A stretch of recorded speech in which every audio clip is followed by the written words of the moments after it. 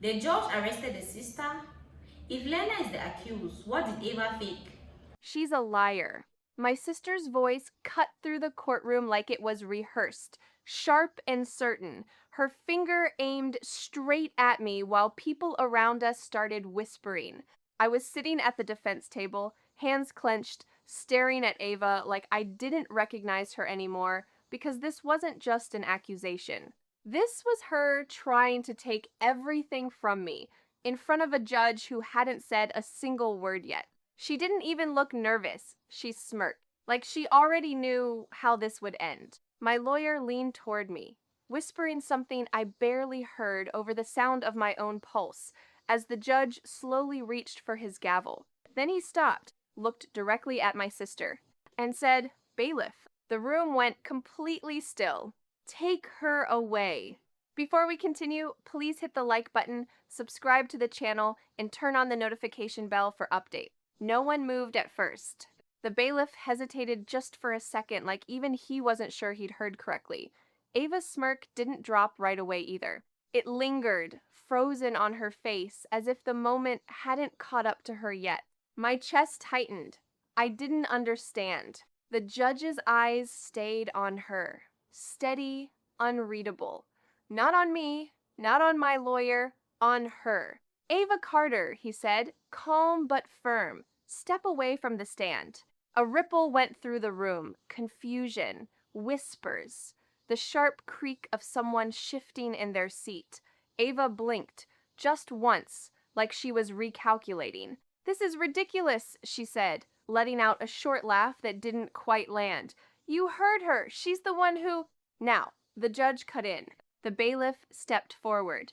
That's when something inside me flipped, because up until that second, everything had been going exactly the way Ava wanted.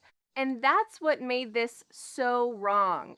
2 weeks earlier, I was the one scrambling to explain myself, sitting in a cramped office across from my lawyer, Daniel Reeves, staring at a stack of documents that made me look like a criminal. Misuse of funds, neglect, emotional instability. All under my name, all filed by my own sister.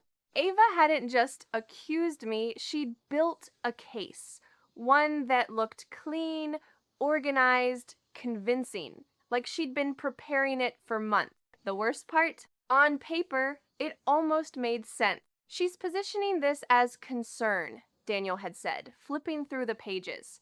"Not an attack. That's what makes it dangerous." Concern. That's what she called it when she showed up out of nowhere after years of barely calling, suddenly interested in our dad's care, his finances, everything. And now, here we were, back in that courtroom, watching the version of me she'd constructed start to crack, except I didn't yet know why. The bailiff reached for her arm, and Ava's voice dropped, sharp and low. "Wait, what are you doing?" "Those aren't my signatures."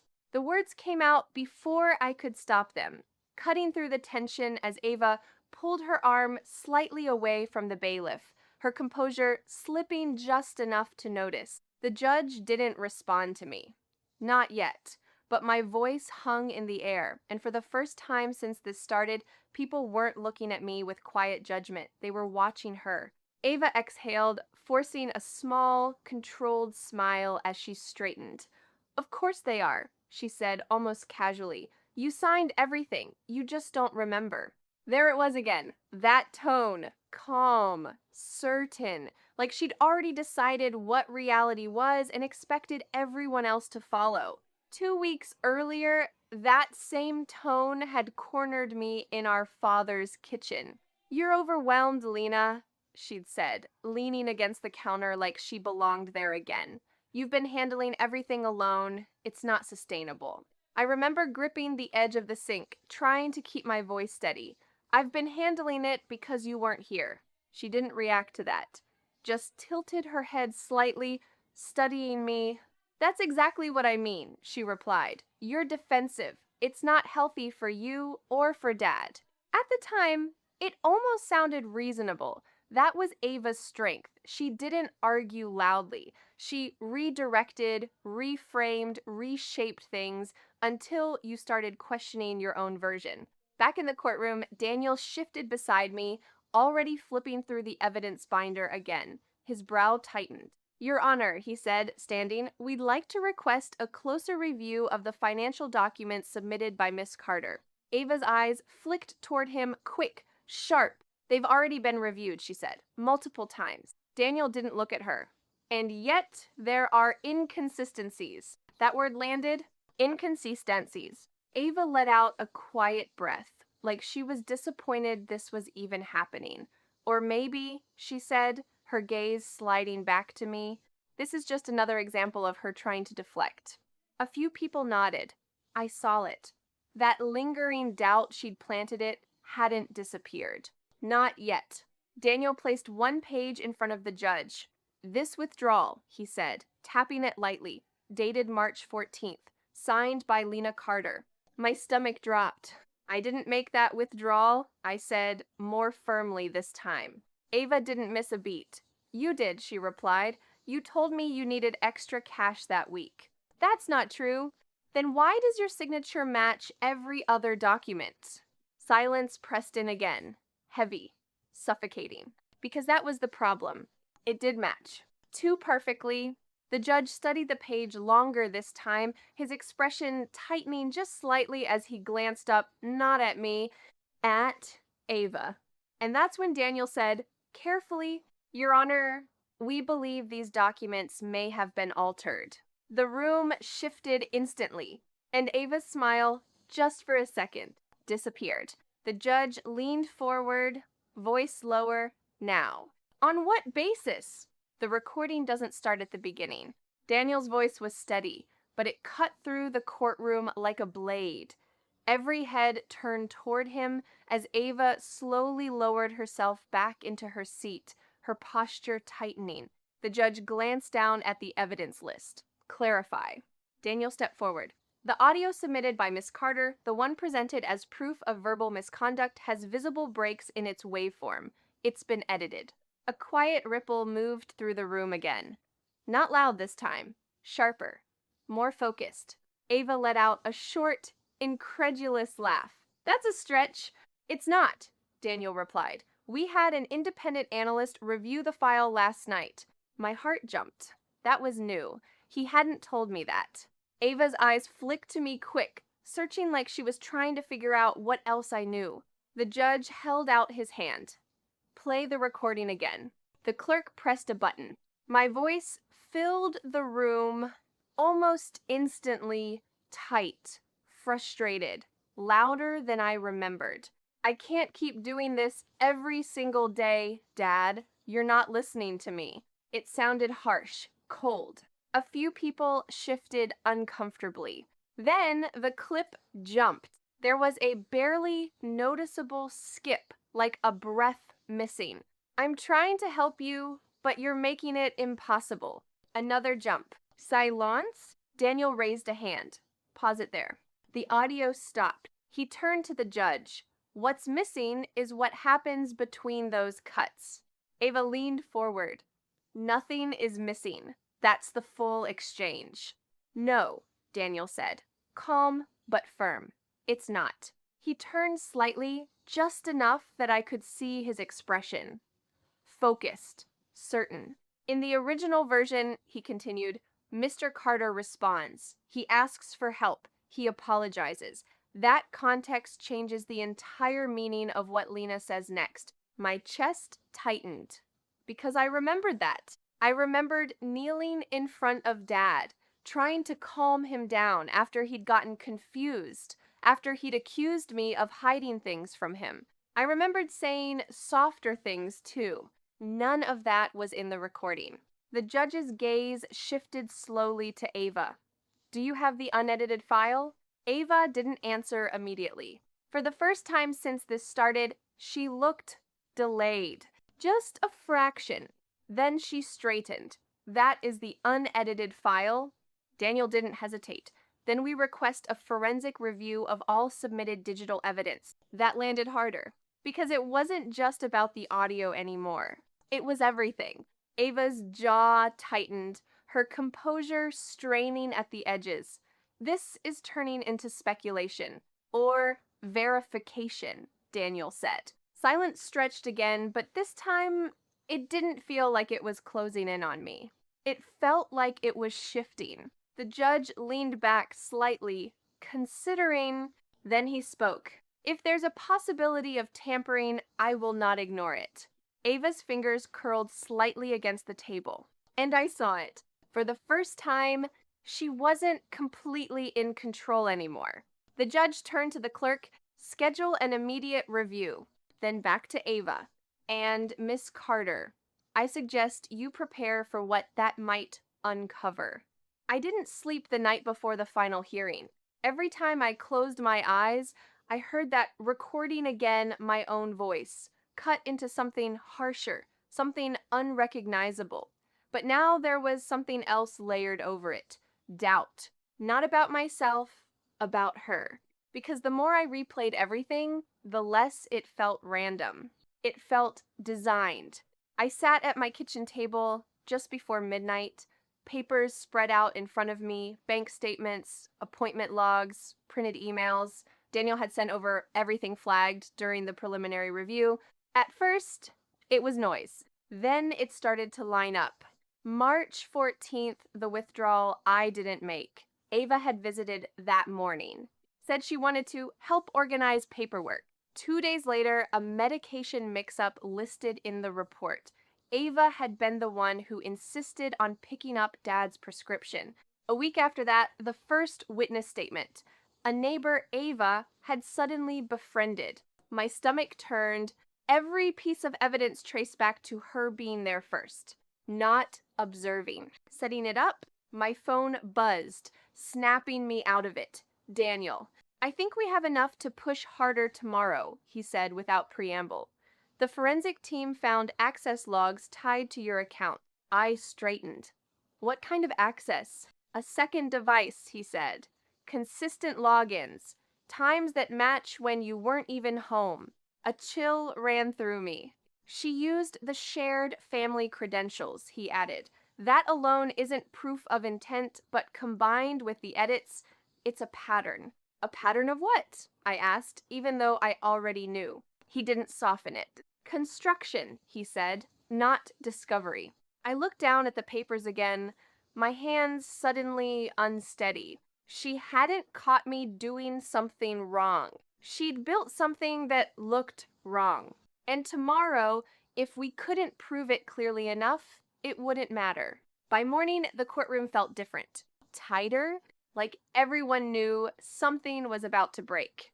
Ava walked in like she always did, composed, controlled, dressed like this was already hers.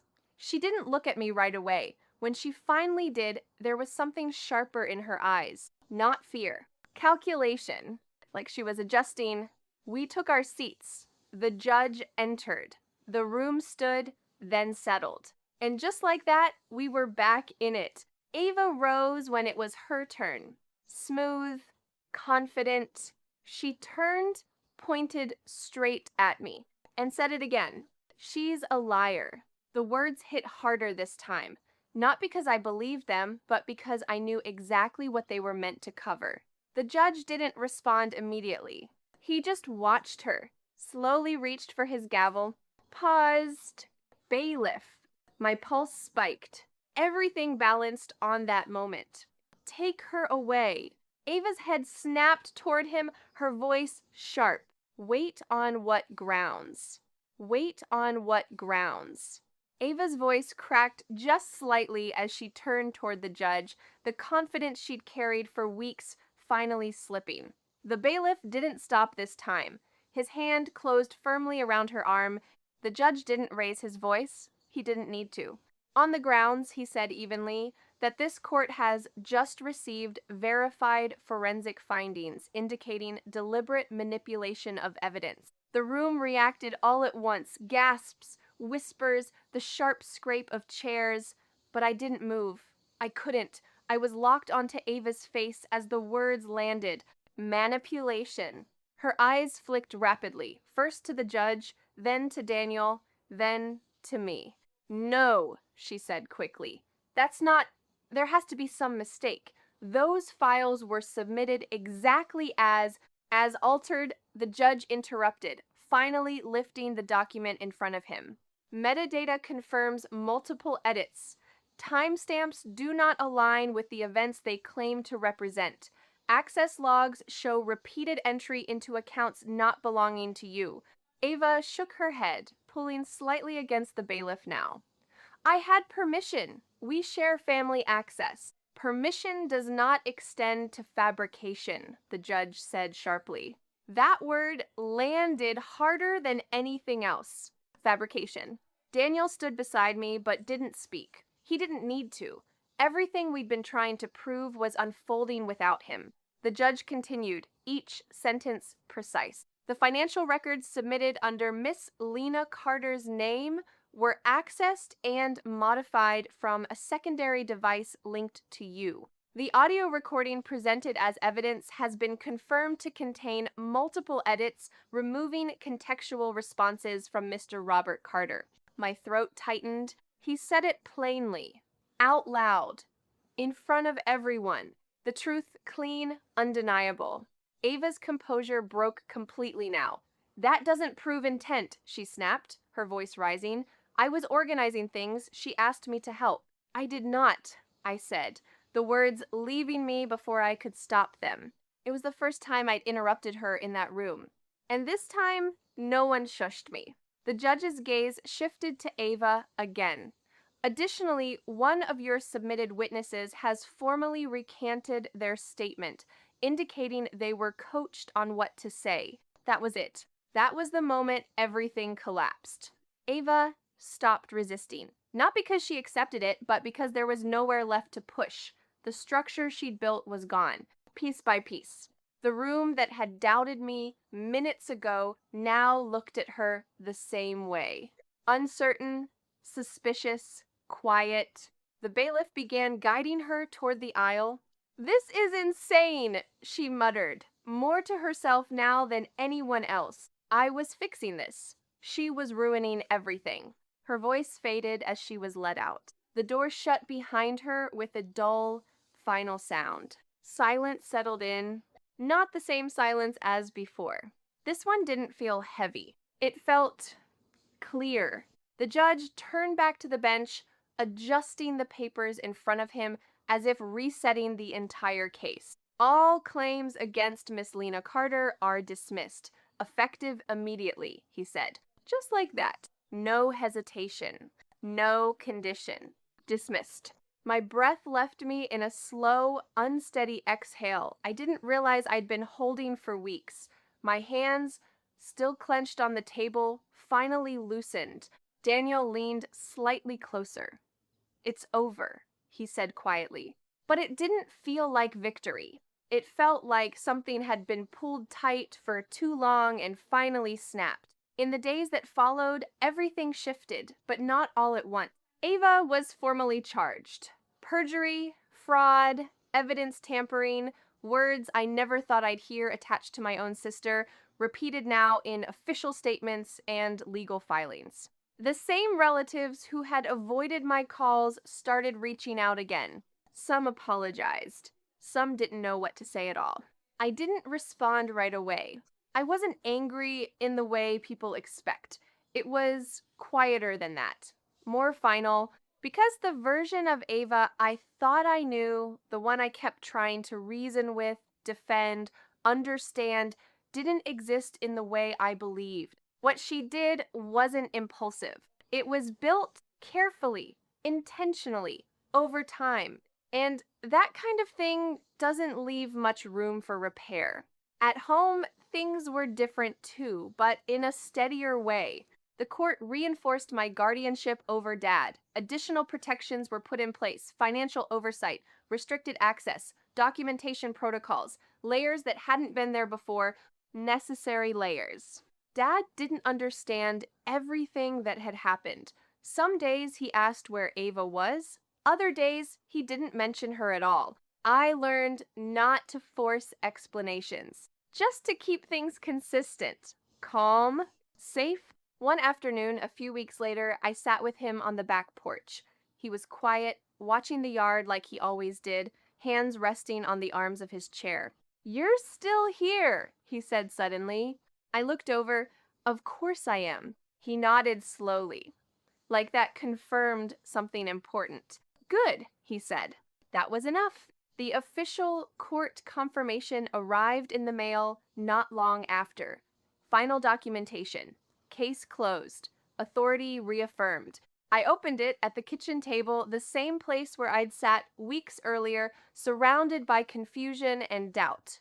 Now, the pages were simple, clear, no accusations, no distortions. Just the truth, written plainly. I folded the document carefully and set it aside, not as a trophy, not as proof for anyone else, just closure. Because in the end, it wasn't about winning against Ava. It was about surviving what she tried to turn me into. And as I sat there in the quiet, I realized something that hadn't been clear before. The truth didn't need to be louder than her lies. It just needed to last longer. So, was it all about control or something deeper she almost got away with?